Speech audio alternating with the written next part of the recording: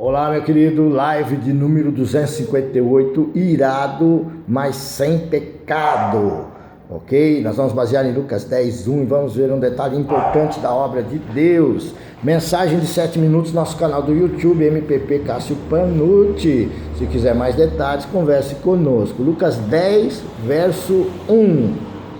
Depois disso, designou o Senhor ainda outros 70 e mandou-os adiante de si, de dois em dois, a todas as cidades e lugares aonde ele havia de ir.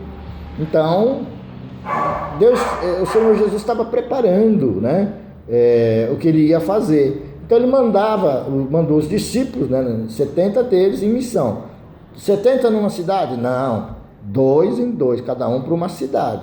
Então eu quero que você foque comigo nesses dois aí. Saíram dois para ganhar uma cidade, depois Jesus ia vir naquela cidade, ia dar continuidade na obra, Vamos dizer que ele estivesse indo para a nossa cidade, aqui Assis, São Paulo, Brasil. Então, mas no meio do caminho, esses dois resolvem brigar. Eles têm lá um problema, começam a discutir o sexo dos anjos, se guarda o sábado, se guarda o domingo, se perde a salvação, se não perde, e o apocalipse, o arrebatamento é antes da tribulação, depois, e eles começam a discutir e falam, quer saber de uma coisa? Vai você e eu não vou.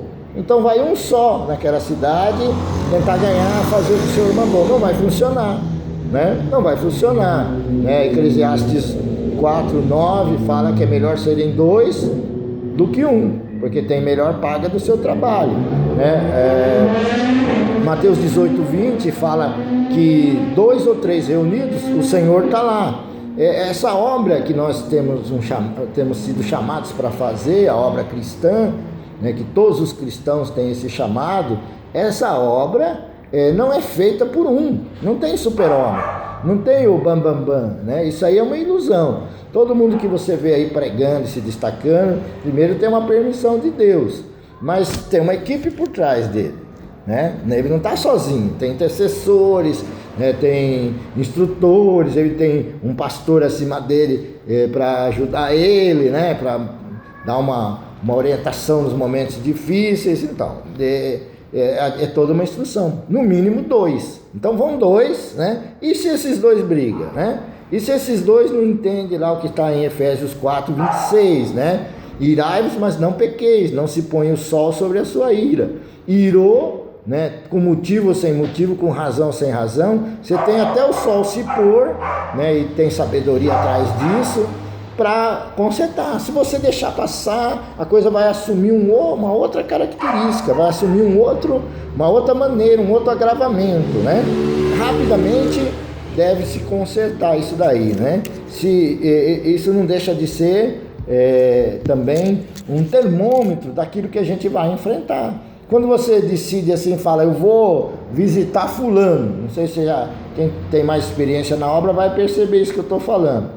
Eu vou visitar fulano ali do outro lado da rua, combino aqui com a minha esposa, de repente começa uma pressão, que a gente não percebe da onde que ela vem, porque ela é invisível, é que nem o vírus aí, essa pressão aparece na nossa vida, aonde que ela vai agir? No nosso espírito? Não, no espírito do cristão, nascido de novo, que segue corretamente a palavra, que busca o Senhor, o Espírito de Deus, lá é o lugar menos provável para o diabo tentar, mas ele vai tentar pelo corpo, ele vai tentar pela alma, pensamento, sentimento e vontade.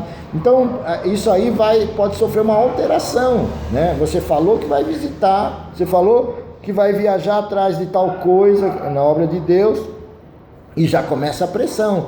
Pode aparecer uma aparência de doença, sintomas de doença, pode você ficar nervoso, você pode ficar irado, você pode até brigar, Mas por isso que tem esse verso aí, irai-vos, mas não pequeis, não se põe o sol sobre a sua ira. Irado nós podemos ficar, como um termômetro, sentindo a pressão, mas nós não podemos partir para o pecado. O pecado o que é? Palavras ruins, palavras duras, se indispor com as autoridades, rebelião, desobedecer, não aguenta pressão, não aguenta fazer a obra de Deus. A obra de Deus, ela é permeada de pressão. Sem pressão não tem poder, né?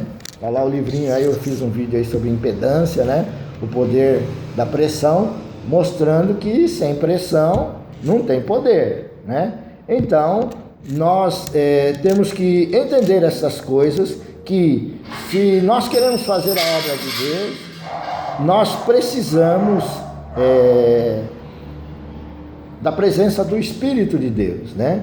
Sem o Espírito de Deus, né, não há como fazer a obra de Deus, porque não tem a presença de Deus. Brigou, né, você cria condições ruins para o Espírito Santo agir, né? E aí, sem o Espírito Santo, sem aquele amor, que é a quinta dimensão, que nós já vimos, né, uma coisa acima dos hábitos religiosos, dos sistemas religiosos, das práticas religiosas normais. O amor é acima, o amor do tipo de Deus. Nós já vimos isso aí nas lives anteriores. Sem o Espírito, sem a presença, sem o amor, ninguém faz obra de Deus, ninguém faz as coisas que Deus quer que nós façamos, né? Vai até tentar, vai ficar no braço de carne, vai fazer um monte de esforço, mas simplesmente vai ter muitas decepções, né? Então é isso, meu querido. Irado, mas sem pecado, né?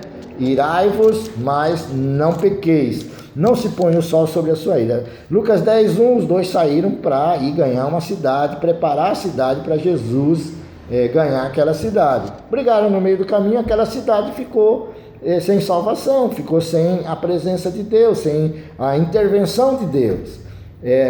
Nós precisamos entender isso. Há uma relação entre o que nos acontece dentro de nós e o que acontece fora de nós, né? Estamos aí vivendo essa realidade, esse simulado da tribulação, né? Algo invisível, né? Que ninguém dava muita conta.